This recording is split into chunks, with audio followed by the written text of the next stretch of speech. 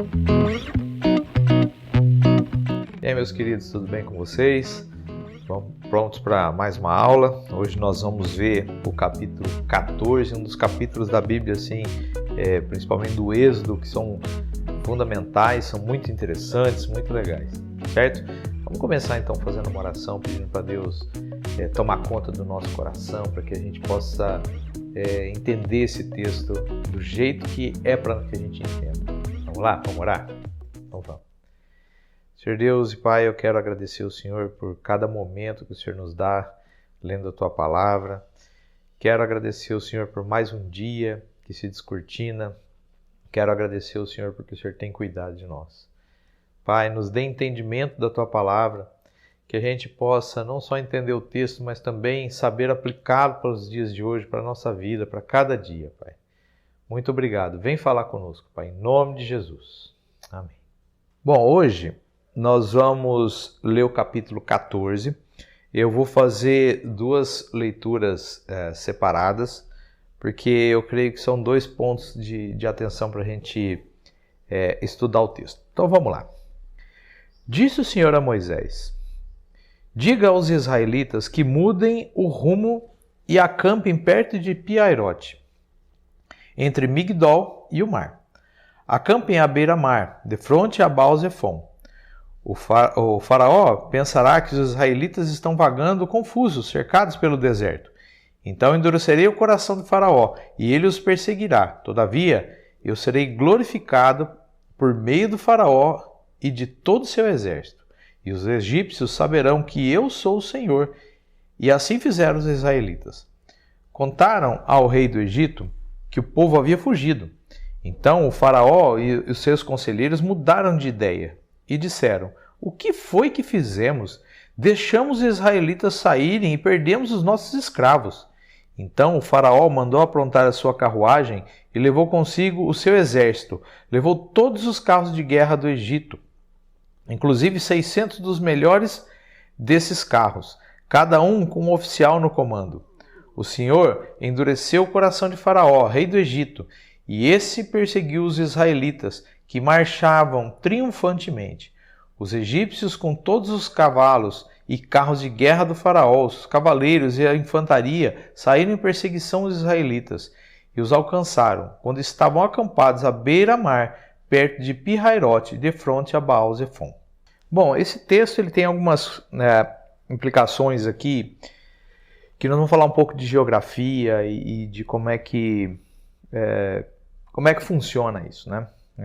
Eu vou mostrar para vocês no mapa onde tudo isso ocorre.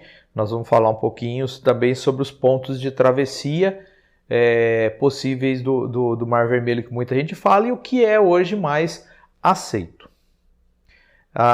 Mas antes da gente ir para essa parte, vamos falar um pouquinho aqui. Aqui fala o seguinte: perto de Pi-Hahirote, entre Migdol e o mar. Ninguém sabe onde é que fica Migdol. Então, isso gera um ponto de dificuldade de entendimento do mar, do local. Mas, vamos lá, eu vou falar um pouquinho, então, sobre a geografia, sobre o que tem lá, e aí vai ficar mais fácil da gente entender, certo? Então, vamos lá.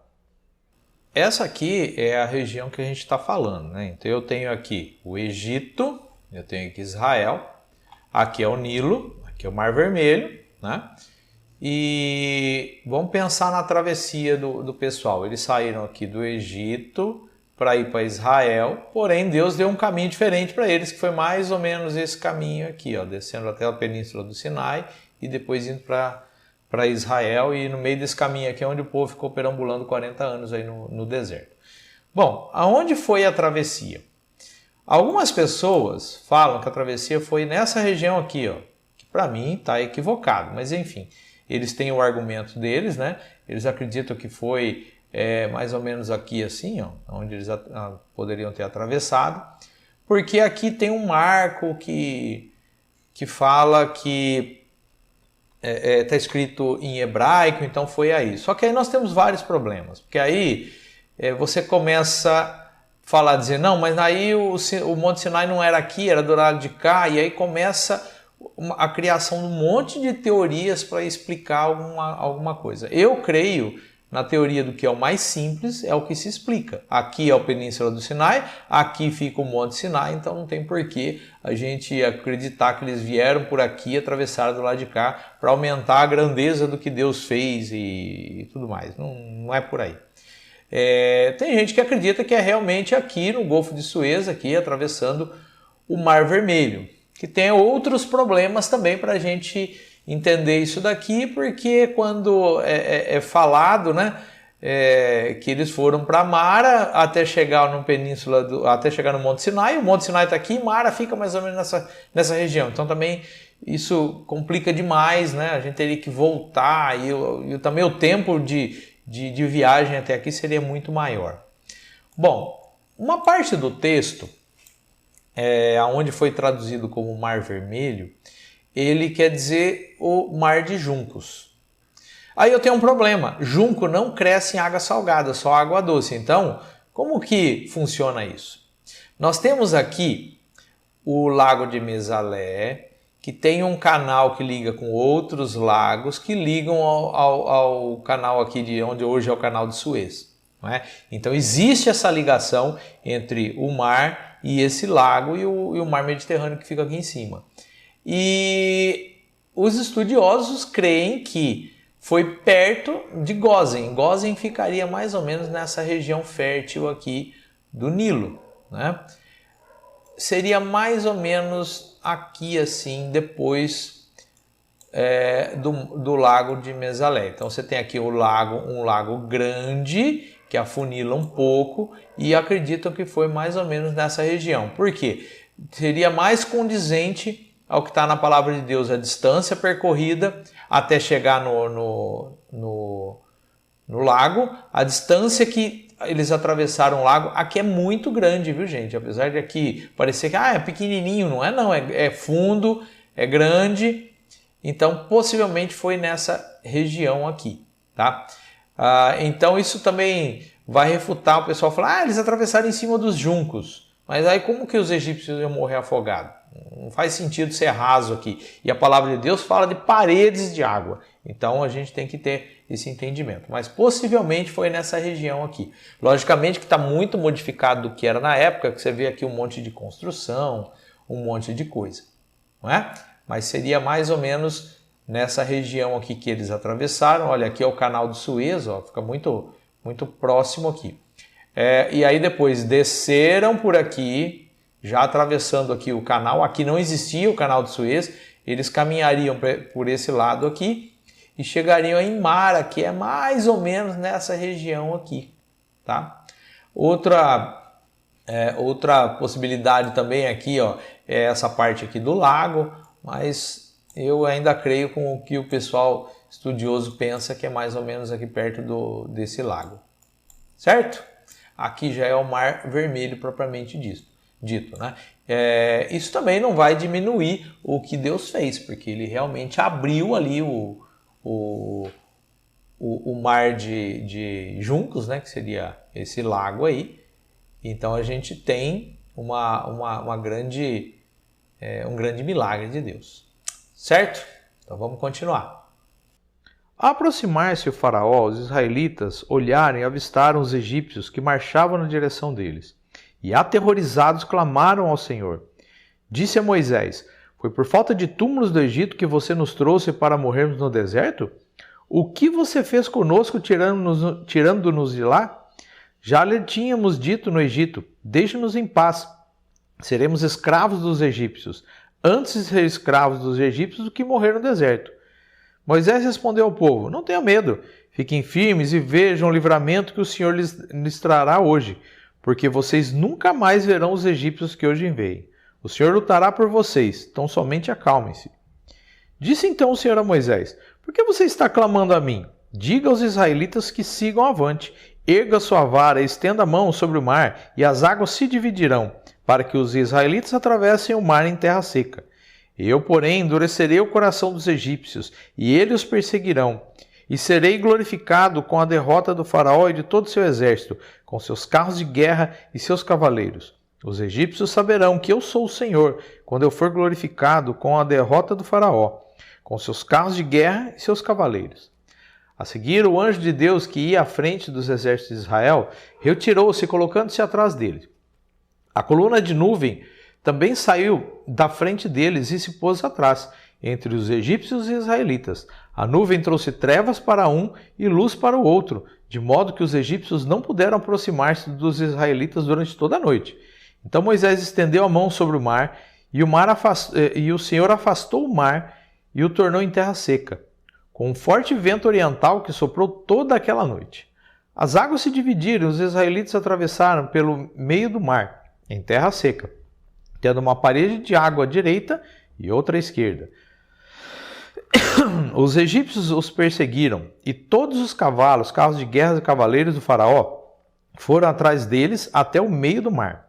No fim da madrugada, do alto da coluna de fogo e de nuvem, o Senhor viu o exército dos egípcios e o pôs em confusão.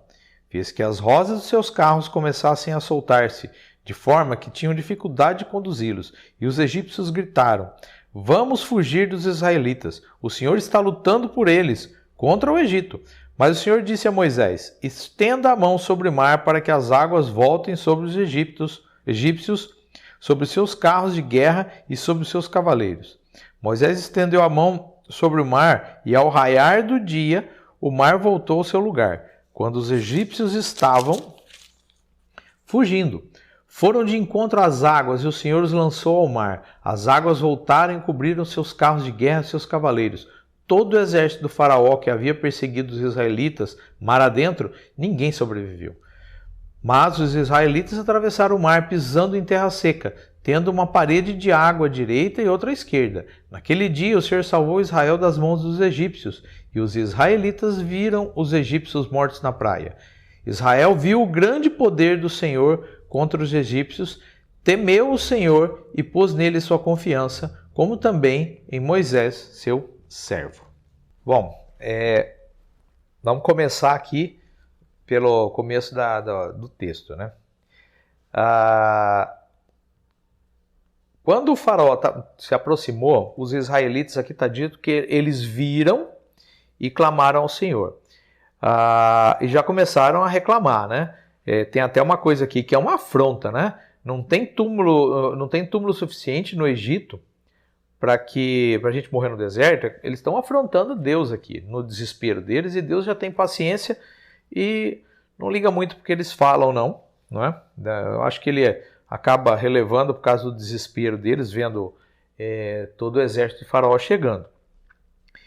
E Moisés falou: não tenha medo não, porque Deus já falou que isso ia acontecer, né? A gente leu anteriormente que Deus já tinha falado que ia acontecer. Isso durante o dia, porque como que eles conseguiam ver a distância? Porque estava durante o dia, não é? Eles viram os exércitos se aproximando. Aí tem uma parte interessante aqui, ó. Disse então o Senhor a Moisés: por que você está clamando a mim? Moisés chegou perto deles e falou: não se preocupa não, que Deus vai fazer. Só que aí eu acho que Moisés deve ter ficado também com medo e foi clamar a Deus. E Deus fala: mas por que você está clamando a mim? Siga em frente, né? Erga a vara e o mar vai se dividir. Deus já tinha falado para ele, mas mesmo assim eu acho que ele estava com um pouco de medo, né? E uma coisa interessante que é uma aplicação boa para a nossa vida. Olha só. Eu, porém, endurecerei, está lá no versículo 17, eu, porém, endurecerei o coração dos egípcios e eles os perseguirão, e serei glorificado com a derrota do faraó e de todo o seu exército, com seus carros de guerra e seus cavaleiros. Os egípcios saberão que eu sou o Senhor, quando eu for glorificado com a derrota de faraó, com seus carros de guerra e seus cavaleiros. Por que eu digo que isso aqui é uma boa aplicação para a gente? Porque enquanto estava estudando o texto, isso aqui serviu para mim. Eu li várias vezes essa parte, porque serviu muito para a minha vida. Quando você está passando por problemas, e aí de repente o problema começa a aumentar, muitas vezes a gente fala: é o diabo, é esse mundo. E muitas vezes é Deus que está endurecendo o coração das pessoas para que Ele seja glorificado, para que você dê testemunho do livramento que Deus te deu. Então preste mais atenção nos problemas. Pode ser, não estou dizendo que coisas ruins vêm de Deus, não é isso, mas Deus usa as coisas ruins, Ele endurece o coração das pessoas, para que essas coisas até cheguem a um ponto que você fala: não tem como eu resolver, para que Ele resolva e você possa glorificar o nome dEle. Então seja grato a Deus de todos os livramentos que Ele já te deu. E tem muito livramento que a gente nem sabe e Deus nos deu. Mas vamos continuar aqui. Aqui tem a narrativa, então, de como aconteceu. E eu vou tentar colocar aqui no meu ponto de vista. Eu posso estar enganado, porque a gente não estava lá. Eu estou fazendo basicamente a leitura do texto e a interpretação do texto. Olha só. A seguir, o anjo de Deus, que ia à frente dos exércitos de Israel, retirou-se colocando-se atrás deles. A coluna de nuvem também saiu da frente deles e se pôs atrás. Então, olha só, quando o exército de Faraó estava perto, era durante o dia, porque se era uma coluna de nuvem, a gente não pode esquecer, coluna de nuvem durante o dia, coluna de fogo durante a noite. Essa coluna de nuvem foi para lá para impedir com que o exército caminhasse, pelo menos rapidamente. Eu entendo aqui que, na realidade, a coluna de nuvem, do jeito que baixou lá, você imagina um nevoeiro extremamente denso. Você não vai conseguir enxergar quem está dentro do nevoeiro. Por isso que aqui fala, ó, a nuvem trouxe trevas para um e luz para o outro, de modo que os egípcios não puderam aproximar-se dos israelitas durante toda a noite. Então eu entendo que durante o período do dia a nuvem baixou e eles não conseguiam mais caminhar. E isso foi durante toda a noite. Então, vamos de novo aqui. À noite, os egípcios não conseguiram chegar. Certo? Continuando. Então Moisés estendeu a mão sobre o mar. E o Senhor afastou o mar e o tornou como terra seca, com um forte vento oriental que soprou toda aquela noite. Bom, vento oriental, então. De leste para oeste soprou o vento durante toda a noite. Então eu entendo aqui que o mar não se abriu de repente. Ele se abriu num determinado momento, mas soprou a noite toda, talvez tentando ver a fé das pessoas. E aí, vamos pensando. Então, durante o dia eles avistaram, Deus já deu o primeiro livramento, Moisés foi lá, orou lá, estendeu a vara, o vento começou a soprar, de repente o mar se abriu, mas isso levou um certo tempo, na minha visão. E aí as pessoas atravessaram. E as águas se dividiram, formaram uma parede de um lado e uma parede do outro. Tem muita explicação por aí que fala, era no mar de Junco, então eles atravessaram, era rasinho. Como é que ia morrer o pessoal do faraó num lugar raso? Então não era raso não, certo? E parede de água, se tem parede de água, tem que ser alto, né? Pelo menos uns 3, 4 metros no mínimo para ter uma parede, porque senão você pode falar um muro, você está falando aqui parede. Então vamos continuar. Então aí os israelitas atravessaram no meio do mar em terra seca. Então quer dizer que Deus ainda pavimentou o caminho. Você imagina o seguinte, se você tem uma porção de água muito grande sobre o solo, aquele solo no fundo é lamacento, mas vocês vão ver mais para frente o meu ponto de vista aqui. Deus pavimentou o caminho, endireitou o caminho, os israelitas atravessaram. Em terra seca, tendo uma parede de água do lado do outro. Os egípcios os perseguiram, quer dizer, chegou no final da noite, os egípcios conseguiram caminhar. Os cavalos de guerra, os carros de guerra, os cavaleiros, o faraó foram atrás deles até o meio do mar. Então, os israelitas estavam lá na frente, o povo no meio do mar. Bom, vamos continuar. No fim da madrugada, então, durante a noite os egípcios não vieram, no começo da madrugada, depois da meia-noite eles começaram a vir. No fim da madrugada, do alto da coluna de fogo e de nuvem, o Senhor viu o exército dos egípcios e pôs em confusão. Então, Deus já sabia que eles estavam lá, né? Aqui é uma maneira de se expressar aqui que Moisés usou. Então, naquele momento, Deus tirou o pavimento. Porque olha só, fez que as rodas de seus carros começaram a soltar-se de forma que tinham dificuldade em conduzi-los. E os egípcios gritaram, vamos fugir dos israelitas, o Senhor está lutando por eles contra o Egito. Então quer dizer, começou a soltar a roda, a atolar no lamaçal, o povo que estava a pé começou a perceber, opa, aí tem, vamos fugir. Aí Deus falou para Moisés, estenda a mão sobre o mar para que as águas voltem sobre os egípcios, sobre seus carros. Então aí Moisés estendeu a mão E aqui fala que ao raiar do dia, o mar voltou, engoliu todo mundo, matou os egípcios e aí já era para o lado dos egípcios. Mas os israelitas conseguiram atravessar. E aí está afirmado ainda o mar pisando em terra seca, tendo uma parede de água à direita e à esquerda. Por que está repetindo isso daqui? Isso aqui já é o versículo 29. Para que você não seja enganado. Que as pessoas falam, não, tinha pouca água, era isso, atravessaram em cima do junco. Não foi assim não. A palavra de Deus está clara aqui. E naquele dia, o Israel foi libertado completamente dos egípcios. Muito interessante, né? Então a gente tem que pegar esse texto e entender que nós, o Deus que fez isso é o mesmo Deus de hoje. Então nós temos problemas para resolver na vida, mas Deus é maior que os problemas. Apesar que também eu creio que independente de solucionar um problema para mim ou não, Deus é Deus e eu amo de qualquer forma. Então a gente não deve buscar Deus só porque Ele pode fazer alguma coisa, de forma alguma. Nós temos que buscar Deus por quem Ele é, pela salvação que a gente tem nele, por gratidão, e não buscando solução de problemas, coisas, bens, riquezas, bênçãos. Não é por aí. A gente tem que buscar Deus por quem Ele é. E quando a gente entende isso, fica muito mais fácil da gente conseguir ter uma vida mais profunda com Deus. Amém? Quer livramento maior que esse?